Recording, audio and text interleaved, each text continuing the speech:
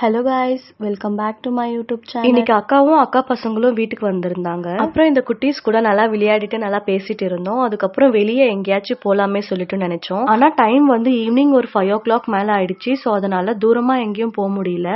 At least இங்க பக்கத்துல இருக்கிற ஒரு பார்க்குக்காச்சும் போயிட்டு வரலாமே சொல்லிட்டு அங்கதான் போயிட்டு இருந்தோம். இந்த பார்க்கோட வியூ வந்து ரொம்பவே அழகா இருக்கும். நாங்க இன்னும் கொஞ்சம் சீக்கிரமா போயிருந்தா ரொம்பவே நல்லா இருந்திருக்கும். ஆனா நாங்க ஒரு 6 மணிக்கு மேல போனதுனால கொஞ்சம் டார்க் ஆயிடுச்சு. அப்புறம் இந்த பார்க் பக்கத்துலயே ஒரு லேக் இருக்கு. இந்த லேக் வந்து ரொம்பவே பெரிய லேக்.